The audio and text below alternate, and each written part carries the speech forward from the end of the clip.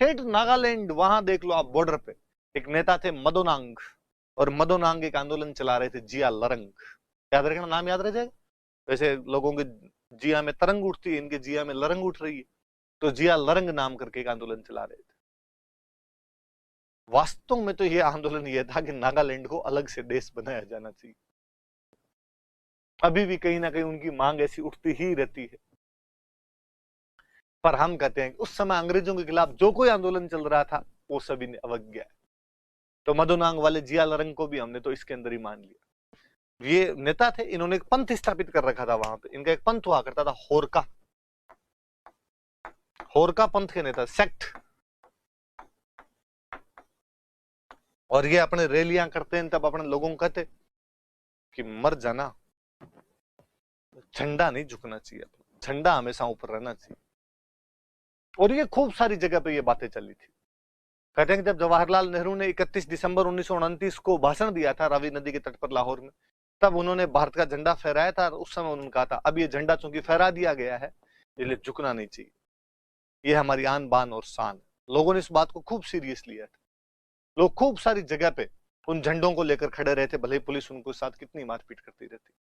यहां पर भी एक ऐसा उदाहरण देखने को मिला, जब मदोनांग की एक बहन थी गेडिनेल्यू, 13 साल की बच्ची, भैया के साथ आंदोलन के अंदर गई हुई, और वहां पे झंडे लेके आंदोलन कर रहे, पुलिस का लाठीचार्ज हुआ, जनता भाग गई, और बच्ची को भैया की बात याद आई कि भागना नहीं है, झंडा ऊंचा रहना चाहिए। वो वहीं खड़ी रही।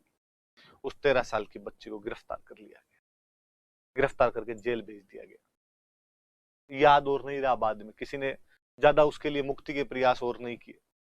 फाइनली जब 47 में भारत आजाद हो रहा था, तब जवाहरलाल नेहरू नागालैंड गए और उन्होंने उस बच्ची को रिहा किया।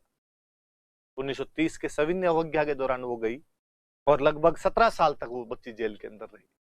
नेहरू जी ने कहा कि गेडिनेल्यू, तुम केवल गेडिनेल्यू नहीं हो, तुम रानी हो, मैं तुम्हें रानी गेडिनेल्यू की उपाधि देता हूँ।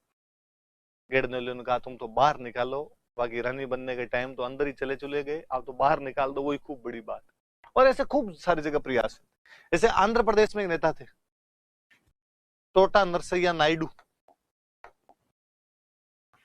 उनको ऐसे ही पीटा गया था झंडे के लिए। टोटा नरसैया नायडू आंध्र प्रदेश में बुंदूर नाम की जगह पे ये कोई बात हुई थी। आंध्र प्रदेश के थे, इतना याद रख लेना, नायडू नाम से आंध्र प्रदेश याद रहते। केरला में थे पी कृष्ण पिल्ले, और इनको भी ऐसे ही झंडे के लिए पीटा गया था। तो ये नाम याद ही रखना कहीं, रानी गेडिनेल्यू, टोटा नरसैया नायडू आंध्र प्रदेश के, पी कृष्ण पिल्लई आपके जो बहुत बड़े कम्युनिस्ट नेता बने थे बाद में केरला से, वो केरला के। इन सबको झंडे की वजह से पुलिस उत्पीड़न का शिकार होना पड़ा था। तो 3-4 लोगों के नाम याद रखना, तो ये 2 नाम याद कर लेना भाई, टोटा नरसैया नायडू और पी कृष्ण पिल्लई। पूरे देश में आंदोलन चल रहा है, देखो ऐसी कोई जगह नहीं है जहां पर आंदोलन नहीं। ये रानी गेडिनेल्यू भाई, फोटो देखना आप रानी गेडिनेल्यू का, और इनके बारे में पढ़ना। मैं हमेशा कहता ही हूँ कि कितनी बड़ी विडंबना है कि हम हमारे देश के अखंड टुकड़े नॉर्थ ईस्ट के बारे में ज्यादा बातें नहीं जानते। इसलिए आप कोशिश करना कि नॉर्थ ईस्ट के बारे में खूब सारी बातें जान पाओ। जैसे मैंने पहले भी कभी बोला होगा, मैं आज फिर बोल दूं कि आप जितने लोग वीडियो देख रहे हैं, मुझे पूरा यकीन है कि आप में से शायद ही किसी को वो नॉर्थ ईस्ट के जो 7 सिस्टर्स राज्य हैं उनके मुख्यमंत्रियों के नाम याद होंगे। और जब आप मेरी बात सुनेंगे उस समय यदि आपको याद नहीं हो तो प्रयास करना कि नेट से उनके नाम देख के याद किए जाए।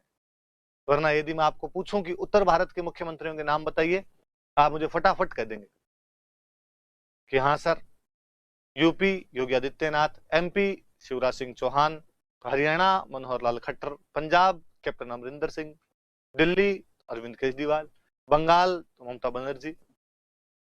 हम सबके नाम बता देंगे। आस पड़ोस में इधर उधर के कोई पूछे मणिपुर तो सोचना पड़ता है 2 बार, त्रिपुरा तो सोचना पड़ता है 2 बार। देश का अखंड हिस्सा है हमारा, हम उसके बारे में ज्यादा बातें नहीं जानते। आज भी उधर के लोग अपने को मिल जाते हैं तो अपने कह देते हैं ऐसा, नेपाली हो चाइनीज हो, नहीं ऐसा होना नहीं चाहिए।